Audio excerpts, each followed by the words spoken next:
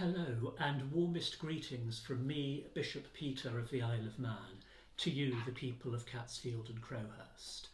And I'm really grateful to have this opportunity just to speak to you for a few minutes before Father Michael has his final services, his final events with you, and moves to the Isle of Man to be my chaplain. I wanted, as it were, to make the connection so that you've got a sense of what Father Michael is coming to, and also I can perhaps just share with you some thoughts about his role. So I suppose the first thing to say is, if you wanted to have an idea of what the Isle of Man is like, then have a look at where it is on a map.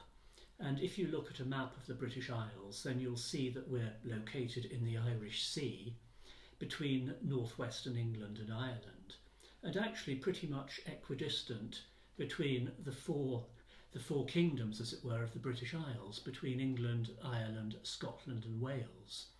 And indeed, if you stand on the highest point on the Isle of Man on a clear day, then you can see all 7 kingdoms, as we're told: the Kingdom of England, the Kingdom of Wales, the Kingdom of Scotland, the Kingdom of Ireland, the Kingdom of the Sea, the Kingdom of Heaven, and the Kingdom of Man itself. And certainly I can see from the north of the island, I can see Whithorn, which is where, from Scotland, where St Ninian first came to bring the Christian gospel here in the year 432. And in fact, it was the later mission of Patrick in 447 that actually established Christianity on the Isle of Man. So Patrick put in place our first bishop here in the year 447. So ours is a very ancient Christian heritage that goes back to those early centuries of the Celtic saints.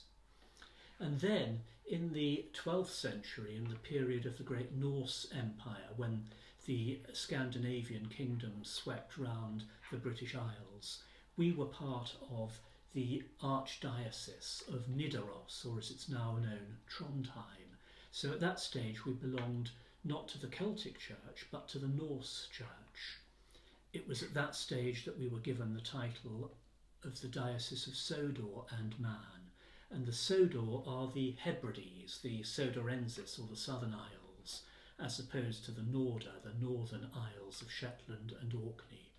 So in those middle centuries, our diocese consisted of the Hebrides and then the Isle of Man as the southernmost point.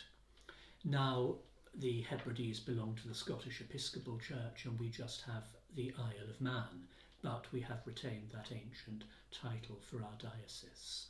So we began as a Celtic Christian foundation, then belonged to the Norse Empire, and eventually came into the Church of England, into the province of York, in the year 1542.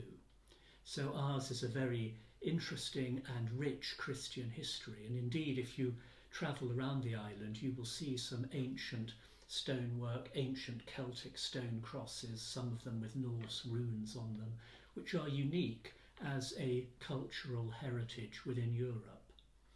And although our island is small, it's not minuscule, so it's about 32 miles from north to south, 20 miles from east to west, and we have an ancient cathedral on St Patrick's Isle out on the west, and the modern cathedral at Peel towards the west coast.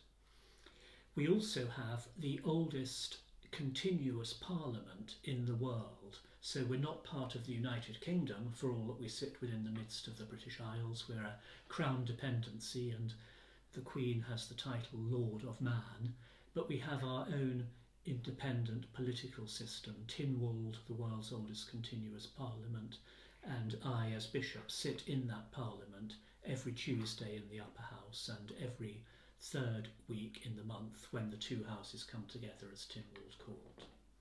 So a rich cultural and Christian heritage. As far as things go at the moment, because we are an island, we've been able to manage the virus reasonably well, and we are able to track and trace our cases quite effectively.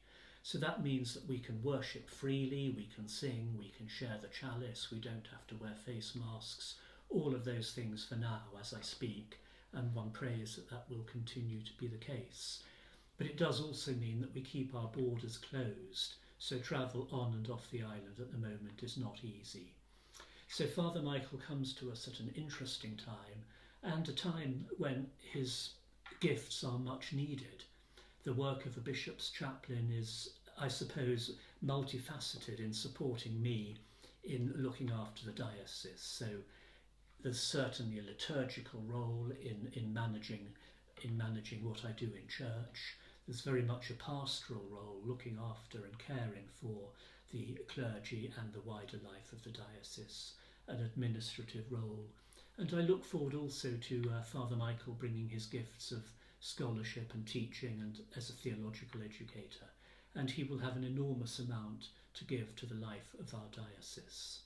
So I think I would want to say to you, thank you for the gift of Father Michael. I am delighted to be receiving him and look forward to sharing my ministry with him.